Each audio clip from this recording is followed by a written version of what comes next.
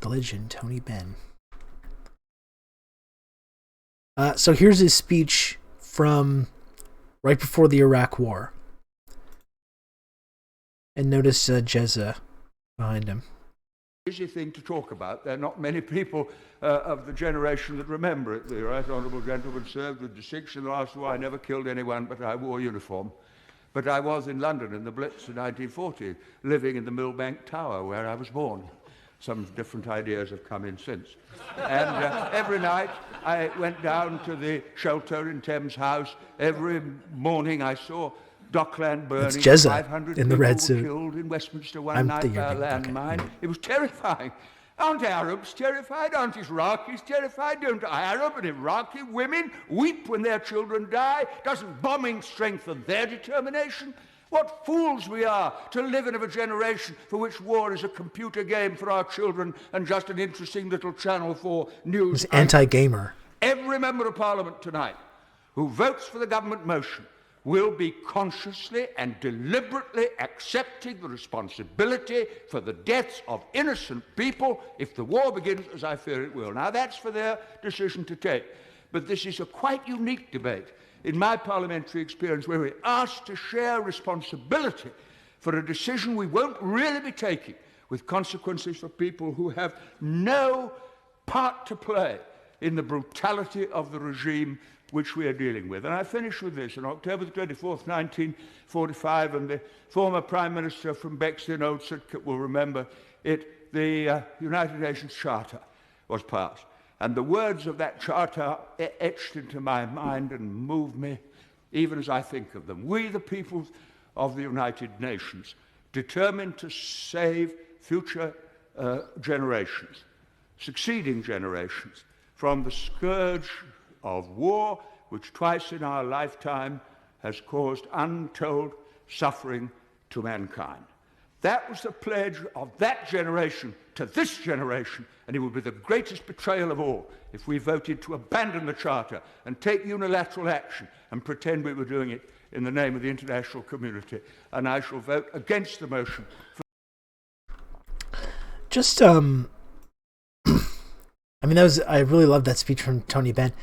It's really interesting to see these speeches too, in the context of what we now know about how the Iraq War did in fact play out, and how figures like Tony Benn and Jeremy Corbyn in the back there were proven so utterly correct about all this stuff.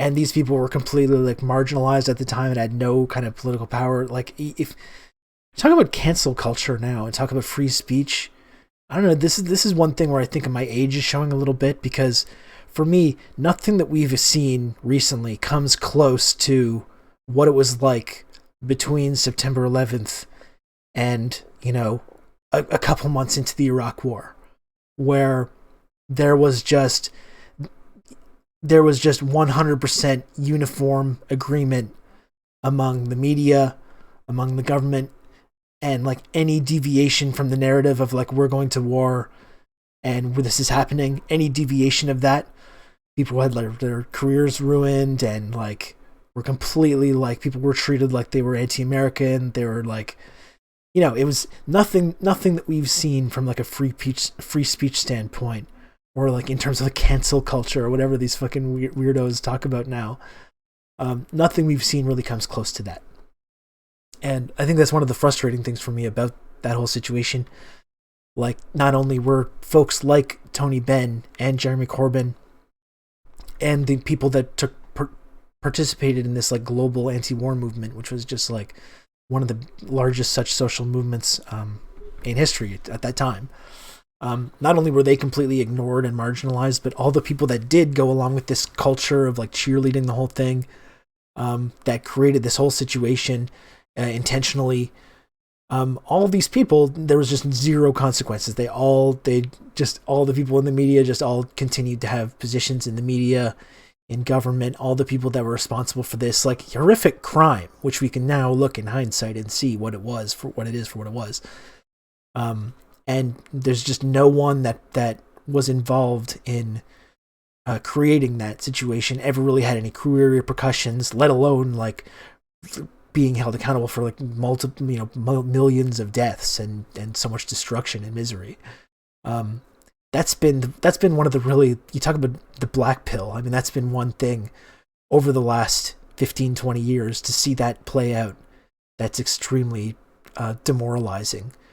Because when you realize too that as we head into the future, if like that's the example of how elites get treated when they commit massive human rights crimes, well, that doesn't give me a lot of hope that we're going to be able to hold people accountable for other very serious crimes that take place on this level, like the climate, holding climate crisis abusers accountable, holding these big oil and energy companies accountable for deliberately causing this crisis and lying about it. Do we ever think that there's ever going to be any consequences for that?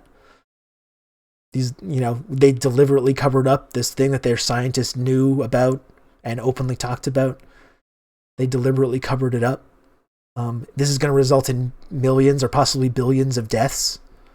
Is anyone going to be held accountable for that? Probably not. And it's like judging just in our lifetimes, judging from what happened in the Iraq War is like a pretty good example, I think, of how much we can expect people at this elite level of society to actually be held accountable. Like people are talking about Donald Trump, like he's Donald Trump. Like, of course, nothing's going to happen to him. You just get to a certain point of like elite society and you just don't have consequences, no matter what crimes you're committing or how many billions of dollars you're stealing or how many millions of lives you're fucking ruining or destroying. But maybe we can change that. Maybe that is something we can change. As I talked about this the other day, but I think someone creating a political campaign based on, I want Nuremberg trials for like energy company CEOs and people that covered this up. If that was like a big part of their platform, like if you elect me, I'm going to fight to have like criminal trials for like energy CEOs that deliberately caused this crisis. Wouldn't people like respond to that probably pretty enthusiastically? I think so. Because like, listen, when we talk about how we can respond to the climate crisis and like, can we stop using fossil fuels? Can we actually develop the sort of technology to maintain our society while also not contributing the same amount of greenhouse gases and reverse this? It's extremely unlikely, folks. It's extremely unlikely. We're going to try, obviously. We're going to try, but it's really unlikely. But one thing that we could do that is like, that might be scientifically impossible, but one thing we could do is like actually try and hold the key people that created the situation accountable. That's something we could do. I don't know if every single human being can stop contributing fossil fuels, but we could just have trials for the people that knew this was happening and deliberately covered this up. I don't think that's too much to ask, right?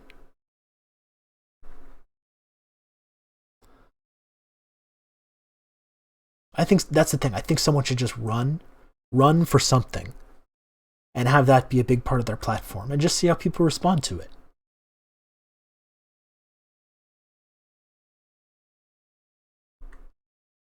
I bet that would be pretty intriguing.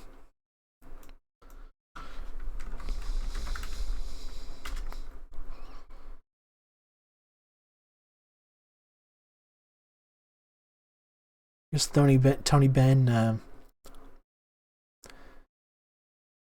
talking about Thatcherism. And you're talking about people being responsible for the current direct where we are right now.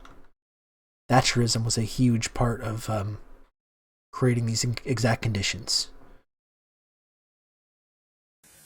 The second thing is, I don't want this. He sounds like he's drunk.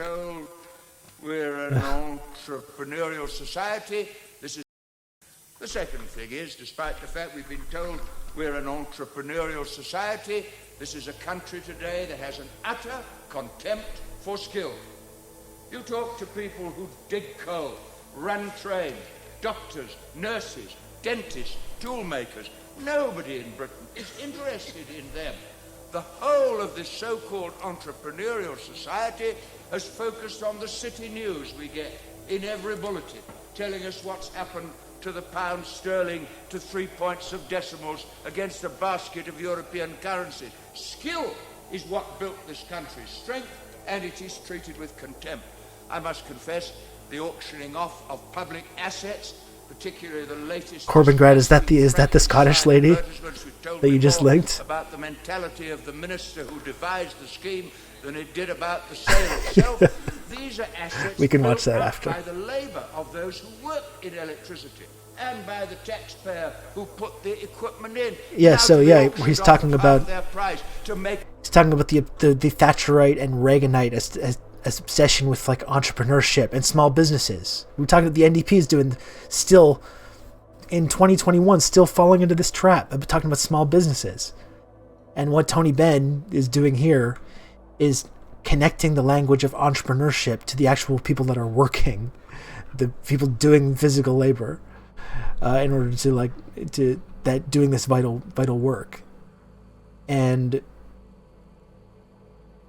that's something that we still have like so-called left-wing parties that are not able to be as clear about the same kind of economic system, which should be obvious to everyone, like where it's going at this point.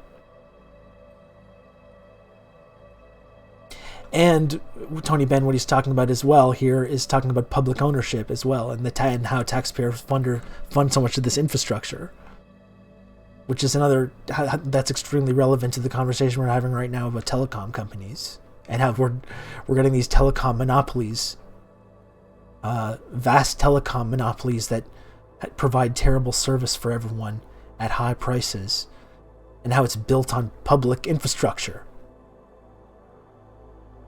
That's Thatcherism and Reaganism, right? We've privatized all this public infrastructure. We've socialized the risk.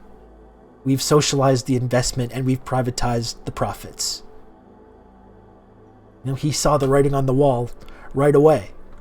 And we still have people now that aren't able to talk about this as clearly, as honestly. Yeah, and SpaceX and NASA as well. Before the next election come. If these were local councillors, they would be before the courts for willful misconduct.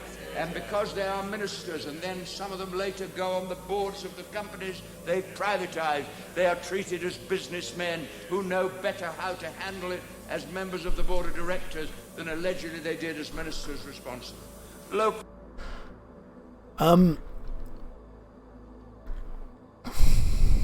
The matron militia. The Nazis coined the term privatization to describe their economic policy. Thatcher and Reagan were friends with Pinochet. It is fascism. We're experiencing currently existing fascism. I think where we get tripped up too is people can say, well, you know, our current system can't be fascism because I can still go and vote. I can still vote for different things, and it's not like completely authoritarian on me. Although, as we're seeing, as we get further and more into these crises, it is becoming more authoritarian. So the mask is kind of slipping there. But I also have to think about, I think what we lose when we think about whether we're existing under fascism right now, what we lose is like, well, according to, you know, we watched Tony Benn's Iraq war speech. You know, go ask the people in Iraq if they think the United States is fascist. You know what I mean? It's like the United States government has been like arbitrarily inflicting whatever they want on the citizens of Iraq for decades now, and inflicting all kinds of like punishment and misery through sanctions and wars and the sectarian violence. And it's not like people in Iraq get to vote in the United States elections, you know, or Latin America or Vietnam. Exactly. So I think people think like, oh no, you call America fascist when you can go and walk around and say this stuff on social media, and you can go and vote, and you can do this and that. But it's not necessarily about what you, a citizen, can or can't do, because your country is exporting your way of life violently all across the globe, and has been for like 70 years, that's pretty fascist, because that is authoritarianism. Because it's not like anyone in any of these countries that's affected by this imperialism or by the kind of exploitation. It's like they get a say in this process. Yeah, and that's another good point, is that what freedom of choice do we really have? And that's you can't, as we've talked about repeatedly on this stream, like in the United States especially, there is like this national security establishment that has been in power basically for decades, like a shadow government basically, regardless of what party is actually in charge. The people that are actually in charge are like the weapons contractors and the Defense Department guys.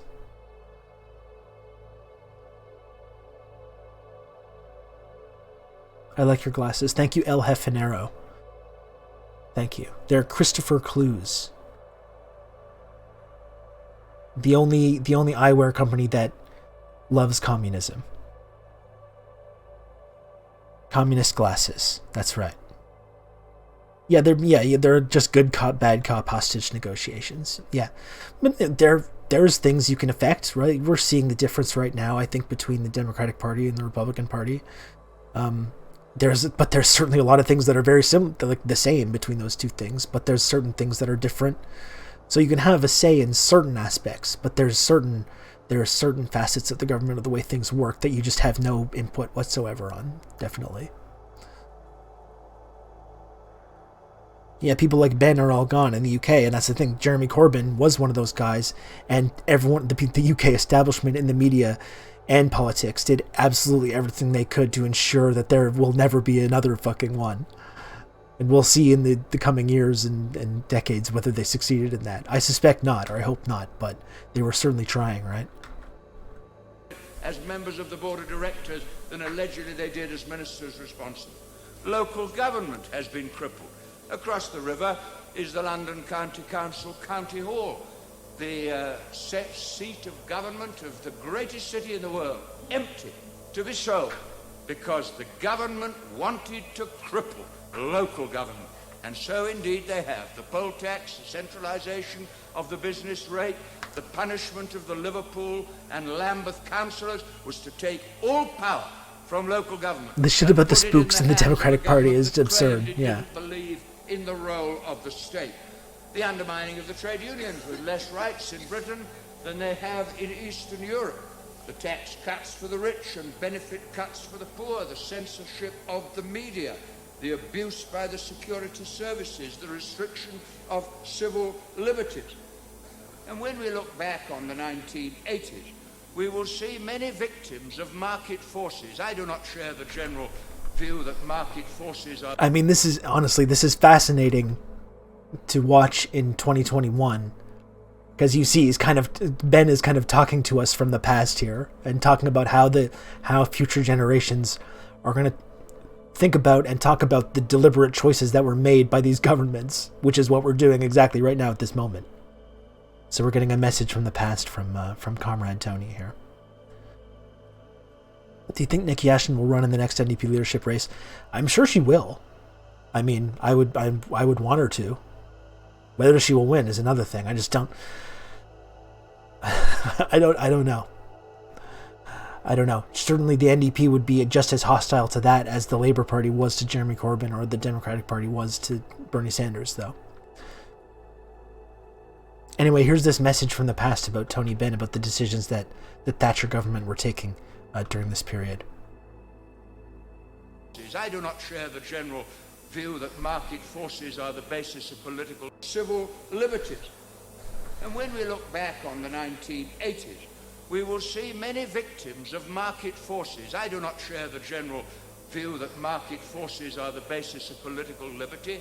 Every time I see a person in a cardboard box in London, I say that person is a victim of market forces. Every time I see a pensioner who can't manage, a victim of market forces. The sick who are waiting for medical treatment that they could accelerate by private insurance. They are the victims of market forces. And with the disappearance of the Prime Minister, who was a great ideologue, I mean, her strength was that she understood a certain view of life. And when she goes and she's gone, there will be a great ideological vacuum. And as old was saying, we will run market forces better than she did, because her whole philosophy was that you measured the price of everything and the value of nothing. And we have to replace that. And I had one experience the other day which confirmed me in my view.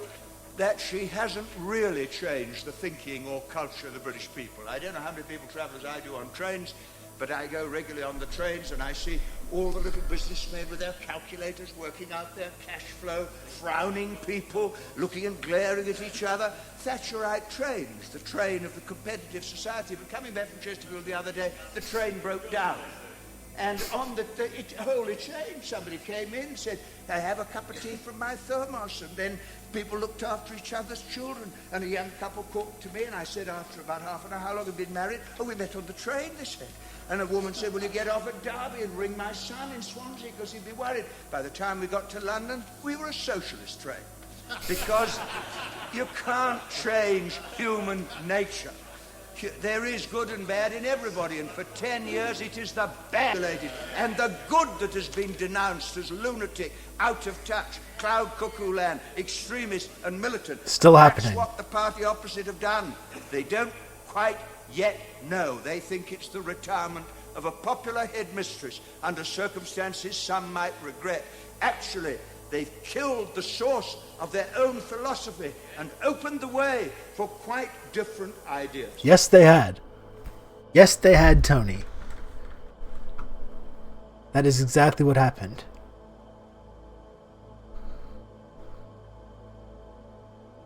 He was the aristocrat who fought tirelessly for the workers' cause. A hero to the left, critics, of course, saw him as an extremist who consigned Labour to the electoral wilderness for years. We simply but today, use the computer to mark up the size of the account. Have been paying tribute to Tony Benn, Thank you, El Jefanero, for the 300 friend coin. 88. They all agree politics will be poorer without him. Our political editor, Gary Gibbon, looks back at his life. We simply use the computer to mark up the size of the account. Socialism in our lifetime. Thank you for the 100 friend coin. Tony Benn came closer than anyone in Labour's modern history to getting the party to reject capitalism altogether and pursue socialism in one country. We've tried to make capitalism work with good and humane Labour governments, and we haven't succeeded because it can't work, because it rests on injustice. Man, it was 1981. What kind of a different world would we be living in right now? This is a fun thing to think about, right? What kind of a different world would we be living in right now if at this time, 80, 81, if we had gone in the Tony Benn direction instead of the Thatcher direction? I don't know what the American version would be. Isn't it Mondale? Wasn't Mondale the guy that ran the one like left wing, or McGovern, the George McGovern direction? I think. George McGovern's the guy that traumatized liberals for like 40 years because he got his ass kicked by Reagan, right? Am I getting my dates right? And then it's like, now we can never do like a left-wing campaign again because this one guy lost this one time. And then they can just lose repeatedly over and over and over again, and that's fine. But like, if you're like, maybe we should do like maybe we should be more of a left-wing party. They're like, are you crazy? You remember what happened to George McGovern? You can never go that direction.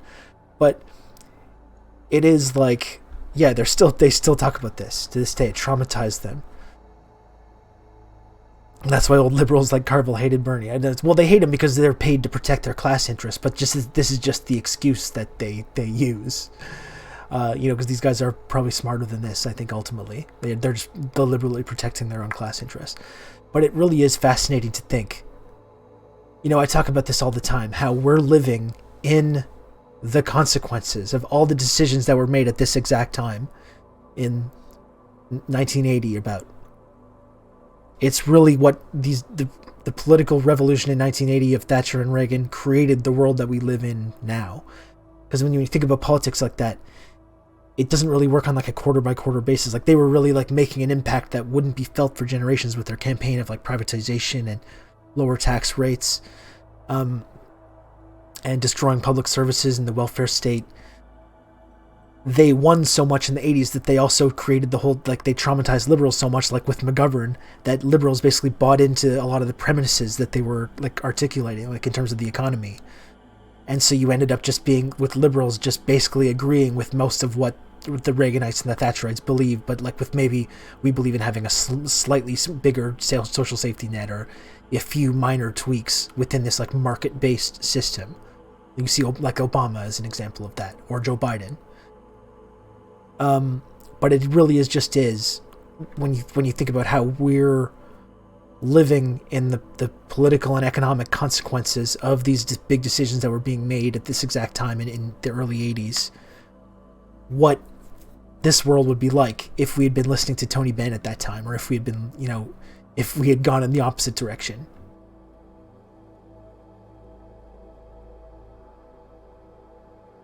I'm surprised Social Security still exists, considering how much they hate disabled people. Yeah, but older boomers are part of their political coalition, so they gotta keep them in the fold. All the boomers that like they benefited from all these systems throughout their 20s and 30s and 40s, and then they get into their 60s, they get Social Security, and then they yank up the ladder for the next generations. That's what Thatcherism and Reaganism was all about, right? We're yanking up the ladder behind us that used to exist that would like allow for some kind of like economic mobility. That's just not going to exist anymore, but we're going to be taken care of. So that's why you still have Social Security for older people, because they're like, well, whatever, we deserve it. We're hardworking. Unlike this new generation, they're not hardworking. But really, like, they've taken away all the opportunities, all the jobs, all the housing, all the public services, the welfare state, all that shit. So it's interesting to think about this time of the early 80s and what some of these guys were saying and how different things would be now if we had listened to the Tony Benns of the world. Some Labour MPs were already preparing to defect from Michael Foot's Labour to form the short-lived Social Democratic Party. Many more would have left, changing the party forever if Tony Benn had beaten the right-wing former Chancellor Dennis Healey in the contest for the deputy leadership. Dennis Healey won by the tiniest of margins. Tony Benn, 49.574. Dennis Healey, 50.426. It would be nearly 30 years before Labour elected a leader Tony Benn voted for. He'd known both brothers since they were boys. David I associate very much with the Tony Blair and the New Labour. Edward not quite so much, indeed not at all. And so I see them. Ed Miliband is kind of underrated. In the party. Ed Miliband could be better, I think. Tony Benn struggled to escape not poverty, but hey, privilege. Justin Motes. He was the son of a Labour hereditary peer. He became a Viscount when his father died in 1960 and had to fight to change the law so he could shed the title and return to the House of Commons. You see, the first Jew had to fight to get in, the first Catholic had to fight to get in, the first atheist had to fight to get in, and I've no doubt we shall create a precedent. Anthony Wedgwood Benn was a passionate supporter of Harold Wilson and in the forefront of his attempt to brand Labour the party for the modern age. It's got an advantage which many people have urged in the past. You can pick it up easily. In the 1970s, his politics moved to the left. Something I'm worried about is that after the actions against Corbyn and Ashton, this future generation of leftists will take weaker stances on anti-imperialism and hard left politics. I think that's definitely the goal, right? That is the goal. You have to destroy anyone that goes down that road, and you have to call them a terrorist supporter and an authoritarian and a dictator supporter and human rights denier and genocide denier and all this stuff. You have to absolutely or racist or anti-Semite or as they did with Jeremy Corbyn. You have to destroy them so people don't get any smart ideas. And that's why I talk often about the importance of pushing back on that kind of stuff and not as AOC did earlier, like when we talked about Jeremy Corbyn. Not kind of equivocate and be like, oh, nah, both sides, and oh, I don't want to offend anyone. That's why it's so important to put your foot down when these kind of smear campaigns are happening, and just and stand up for each other, because that's how we push back against that, right? Is if we have solidarity with each other, if we stand up for each other. But we have a lot of people, I think, that fall into wanting to appeal to everyone, or they fall into these kind of smear campaigns and they don't want to be smeared to the same extent, so they're afraid to kind of take these forceful positions. And that's why I feel that I need to do that personally myself, to hope that it influences some people or convinces some people that they can take that kind of a stance as well, because it's not always easy, but we can do that kind of shit, and forcefully push back on that kind of narrative if we stand together and stand up for each other.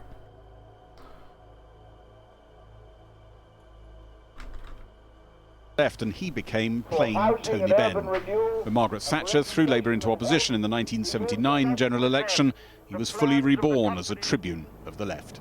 He said Labour lost elections because policies like nationalisation, nuclear disarmament and withdrawal from Europe were forever being dropped from the manifesto. Withdrawal from Europe, I've been that's responsible now for 5 years to see the policies develop in the subcommittees, come to the executive, go to the unions for consultation, be discussed in the liaison committee with the unions, come to conference, be endorsed.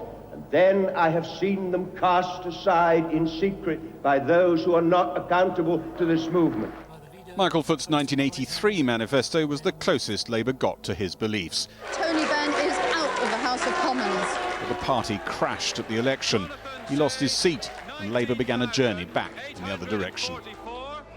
When Tony Blair was in power, he was a fixture of street protests, marching for jobs against the Iraq War, even visiting Baghdad. That's based Tony Benn. Does Iraq possess weapons of mass destruction? Iraq has no weapons of mass destruction whatsoever. We ignored Tony Benn for 20 years, and he was right every single step of the way. And there he is, trying to save our asses again. In 2001, 2002, he gets ignored for 20 years, and he's like, no, okay, can we do this again? Will you listen to me this time? Will you listen to me this time? And we were like, no, we will not. And yet again, Tony Benn was proven 100% correct in everything that he was saying. So that's like 40 fucking years of being correct, of correctly pointing out the structural issues that our economic goals were creating, and imperialist goals, and no one listening, and just having everything get worse. And we got to talk about this Iraq War shit in the context of the current new Cold War with China as well, too, because we see people that should know better getting pulled into this. And we got to stop. We got to stop this. We got to stop participating in this. It's really stupid that we're still helping the exact same people do the exact same horrible shit. In one of his last public appearances, he opposed military action against Syria. And I have been on this platform over many years, from the time of Suez onwards, over 2013, years, still correct. We found that we have lost the battle. He published 8 volumes of diaries. 2013. In his basement for years. Still correct. Squirreled archives. Still marginalized. Still not listened to. I got that idea as a pilot. You sat there and you had things on all 3 sides and on the ceiling. So if you suddenly want to find out, you don't miss, it's folks. easier to look there than find something else. In old age, he toured the country, pulling in the sort of audiences that might once have demonized him, but who now hungered for a politics untouched by focus groups. I was once the most dangerous man in Britain, and now I'm described as a national treasure. So we're coming down now to the sewage ejector plant. Tony Benn mocked Parliament's pretensions in a TV documentary. This is what, how old then? About 1887. That would have taken Mr. Gladstone's excavate out of the building. Just about, I would think, yes. He regularly took his political message to the Glastonbury Festival. Nowhere was out of bounds, and nothing dimmed his faith that his ideas would have their day. A few years ago, he recorded this message for his own obituary. As by definition, I won't be able to say this again. Can I take this opportunity of thanking my family, my mother and father and my 2 brothers, and above all Caroline, who inspired me over the 50 years of our marriage, and my children and grandchildren, all the many, many other people. He's so sweet. Supported me, encouraged me, and taught me so much. And I hope that in return I encouraged them, and that I didn't give offence, because I tried to speak my mind, and that's what you have to do in politics. So thank you very much. Well, I'll check that on transmission.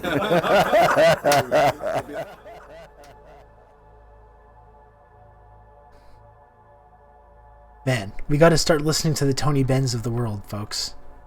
Like, please.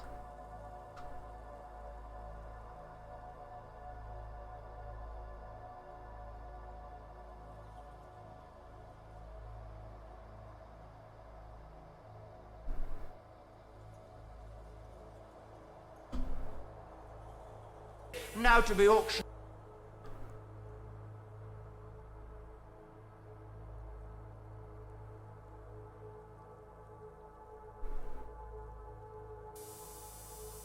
This is an evasion of ministerial responsibility on a matter of public policy. Now, of course, we've discussed so much the conduct of ministers, we've somewhat forgotten that this whole story... He was talking about arms sales to Iraq. ...record of British relations in the Middle East, which my honourable friend is going to raise again on Friday. Iraq was part of the world we took over when the Ottoman Empire disappeared. Britain bombed Iraq with chemical weapons in the 1920s, and a few months ago the Queen Mother put up a statue to the man who did it. Bomber Harris was the squadron leader who used chemical weapons against Iraq. Like, okay, incredible, right off the bat. Like, think about also, we talked about, when you were talking about colonialism in the British Empire, remember we were talking about how that, like, in Britain especially, there's still that kind of nationalism is really encouraged. That whole thing about the sun never sets on the British Empire, and how you're supposed to look back on the accomplishments of the British Empire as being something that you're proud of, something incredible.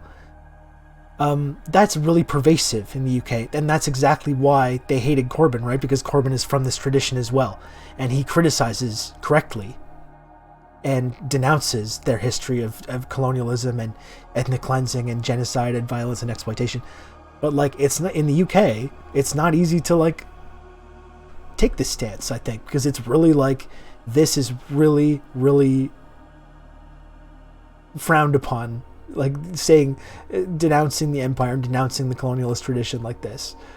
Like, this is what really, like, pisses people off, because people have been told from the time that they were kids that they should be proud of that legacy. And we see that here in Canada as well. We see that if you question our colonial legacy now, people get so defensive about it. But I think during the height of Thatcherism and in the 90s and the New Labour era, I mean, it was even more difficult to criticize that legacy. Yeah, I don't even want to look into his son. But anyway, the way that he's talking about Iraq and tying it to their legacy of colonialism is really interesting.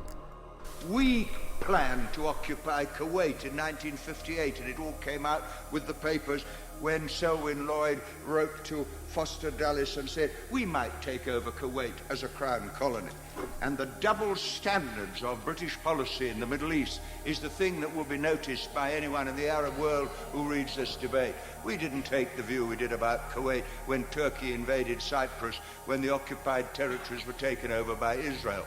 This Gulf War, looked at in the light of what we now know, was a war for profit, a war for oil, and a war for the control of the area. And now we are suddenly told that ministers who protested so vigorously about their defense of democracy and human rights were selling weapons to Saddam Hussein, who was repressing Kurds and Shiites before and after the war, and then saying it was just a question of flexible guidelines. 200,000 Iraqis were killed last year by forces including our own. 150,000 Iraqi babies under 5 were expected to die by the Harvard medical team that looked at the bombing of the water supply by British, American and French bombers.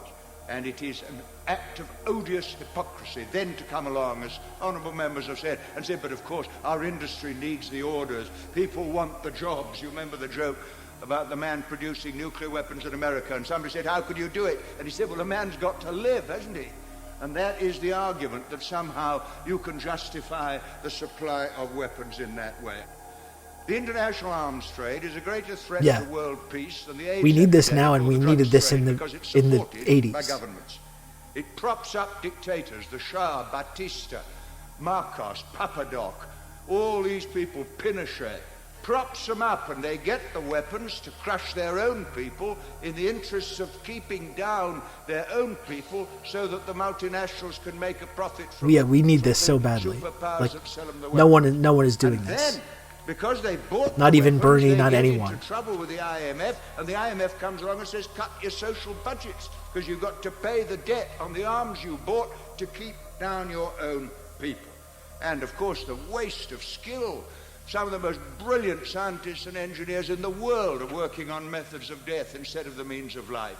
And billions and billions and billions of pounds are wasted on weapons that could have saved lives.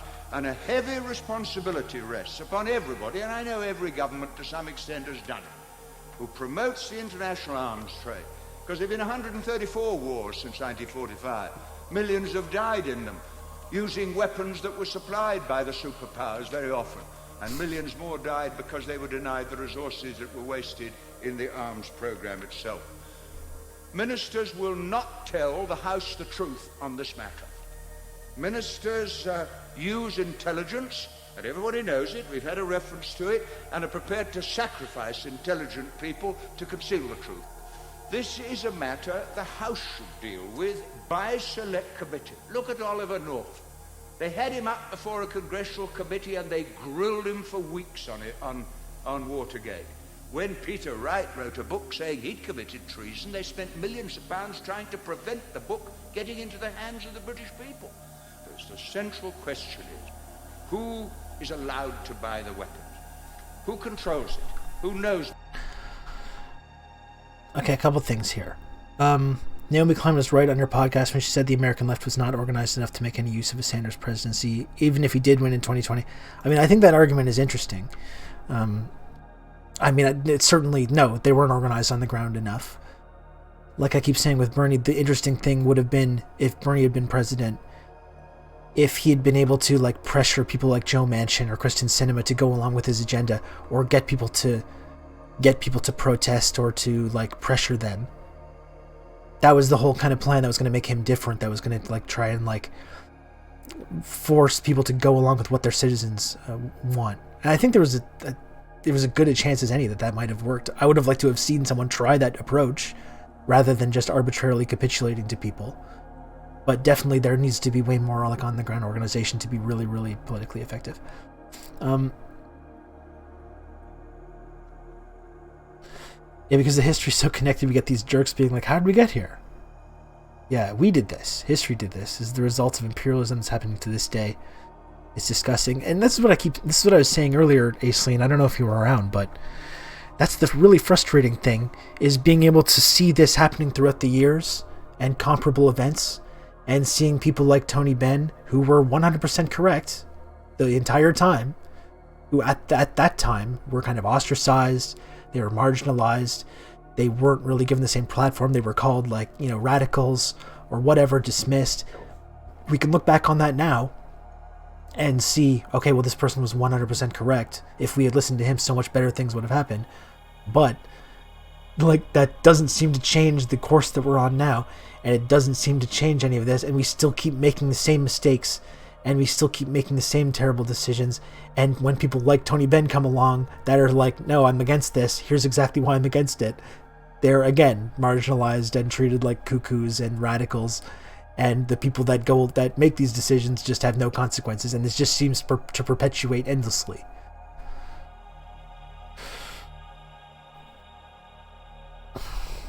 It's like, that's the frustrating thing about getting older and seeing some of these conversations just continually play out and have the same fucking people be wrong each time. The people in the media, the people in politics, and they just, there's no consequences, they just fail upwards.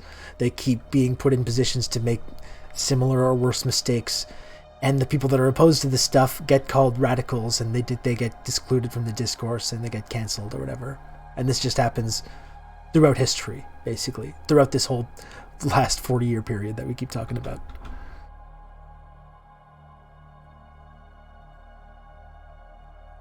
Yeah, conservatives like O'Toole moaning about Canada's inability to manufacture vaccines after supporting NAFTA his whole life. Yeah, I've spent my whole career like trying to dismantle any kind of public infrastructure to do this kind of stuff. But then when a crisis happens and I need this public infrastructure to be there, in order to like help people. It's like, where did it go? What happened? We need this. Whose fault is this? It's like, well, it's your fault. It's your fault.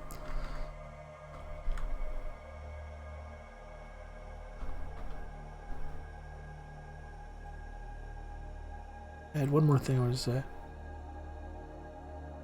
I wonder if this is the path forward for leftism in North America, destroying the illusion of exceptionalism with foreign policy talk, and then people will be more willing to accept that our domestic policies suck too. And listen, I don't know if it's the path forward, because like people, I was talking about the UK and the way that you're kind of supposed to worship the British Empire in the UK, and how that's really ingrained in people, and it offends them personally when you criticize that, because it sounds like when you criticize the UK or colonialism, you're like offending them personally. And that happens in America as well. And in many ways, like it makes it difficult to take these stances. That's why you get ostracized. But I think like regardless of whether it's like the way forward, I think just like morally, it's what you should do if you're in a position where you have a platform like in the media or in politics. It's just morally, because that's the morally correct stance. But I do think that it's true that if more people take that stance and more people feel emboldened to openly criticize these things, criticize these like historical traditions and criticize these institutions, it's going to create more space for, I think, people to like be able to make these same kind of criticisms like in their own situations.